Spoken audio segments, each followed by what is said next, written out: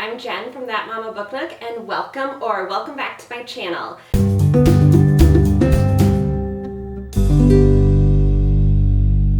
Today I am finally going to be talking about how I create my TBR. I've kind of hinted in the first couple of videos that I am a TBR reader.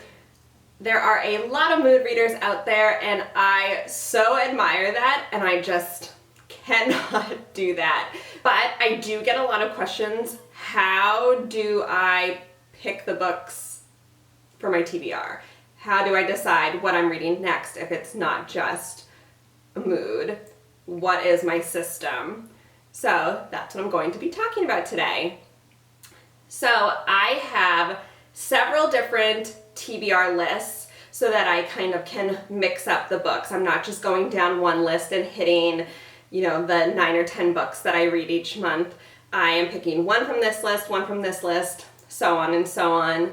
So the first list that I use is a rating list.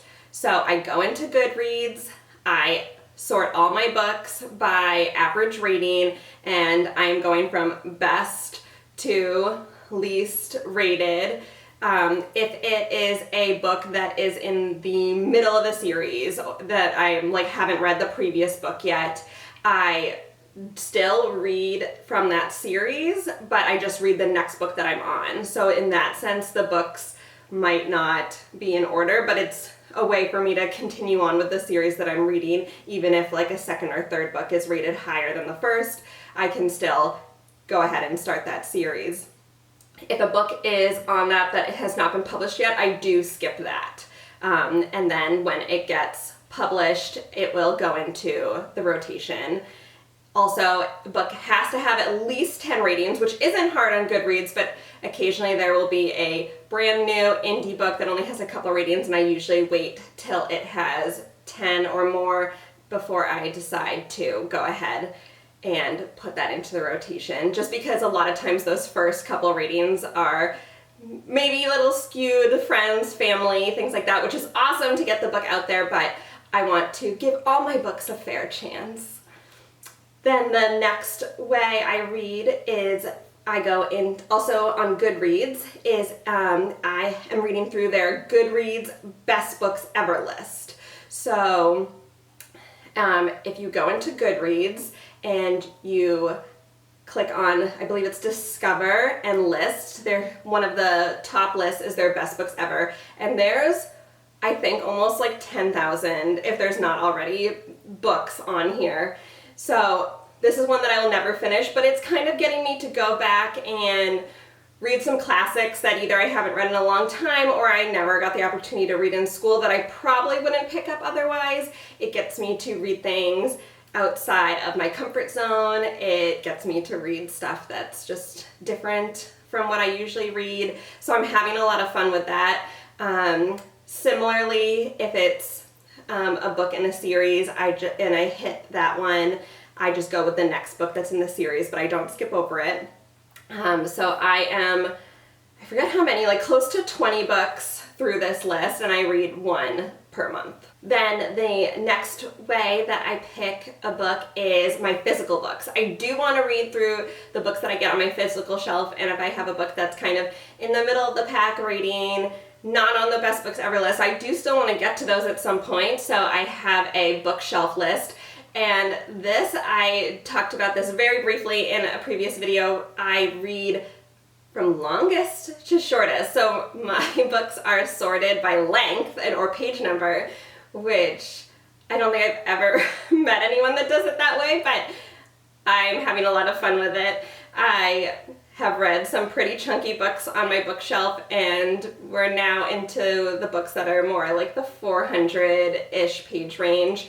But I assume as it gets closer to the 3s and the 2s that I will start going through my bookshelf a little bit faster is the idea. Granted, I do receive books that for gifts, or just because I went to a bookstore and picked up a book, and these get added in as well. So that's how things sometimes get bumped up to the top of my list, because they are a little bit bigger or they're higher rated from the book rating list. So my TBR lists do change, so it is kind of interesting to each month to see what I'm going to be reading next. Then I usually am reading at least one advanced reader copy from either an author or a publisher each month. So those definitely, if they are being published anytime soon, those do get priority. So again, usually one, often two books. Those will also be added to my TBR list for the month. Then I am in several book clubs, which I also briefly mentioned.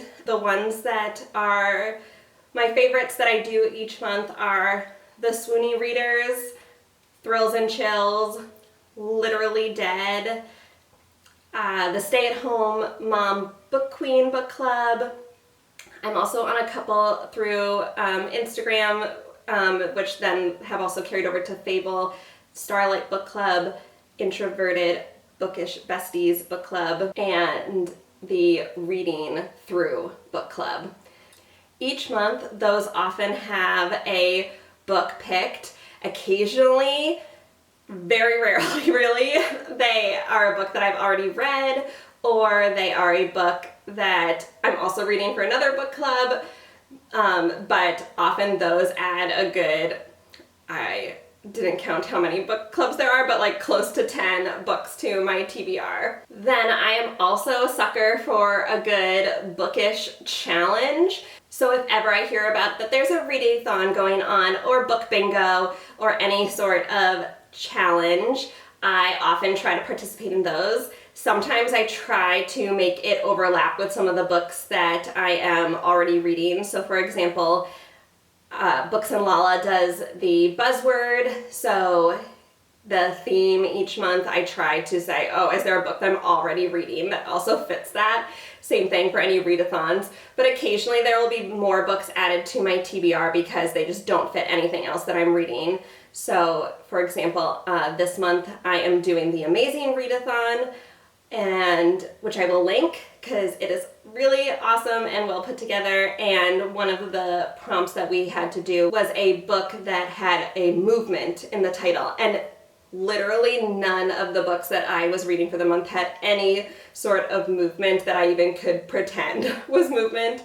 So I had to pick a new book. So I had to add Falling by TJ Newman to my TBR for June, which wasn't on the video. Things like that. Also, my local library is doing a summer reading challenge for kids, but also they have one for adults, so I've joined that. So there's also some fairly open-ended prompts about that one, but there is a couple weeks where it was one that I'm like, oh, I'm gonna have to add something different than what I was planning on reading. Then the last way that I add books to my TBR is buddy reads. I really, really enjoy buddy reads. It's one of my new favorite things to do, so if any of my bookish friends or just even people in the community are putting it out there on Instagram saying, hey, I'm reading this book, does anyone want to read it with me? I always take advantage of those if it's a book that is interesting to me or on my TBR somewhere. So that's kind of how I often get to read some of the newer releases, is through the book clubs and the buddy reads, because those often are what people are picking for that. I think I also mentioned that fantasy books, I'm just kind of stepping into it, so I really enjoy buddy reading fantasy books so that I can kind of talk through some of the world building and the theories and everything like that with other people. But yeah, that's about it. That puts like a good 15 books, sometimes more, on my TBR each month. And I've mentioned it is more than I actually read in a month, at least so far, but I just roll over any books that I don't finish into the next month. I do not skip them. So that is a kind of another interesting thing. So like by the end of the year, my TBR will probably be huge for December, but then at the end of the year, I probably will just restart it because otherwise I would never catch up. But that is about it. So that is my interesting TBR system. If you are a TBR reader, I would love to hear what your system is. And if you are a mood reader, as I said, I applaud you. I think it must be really fun to read just whatever you're feeling like, but my brain does not let me work like that. Thank you so much for stopping by and watching my video today. Feel free to leave me a comment, but if you're not feeling super chatty, leave me the pencil and paper emoji for list making, and I will see you on my next video. Bye!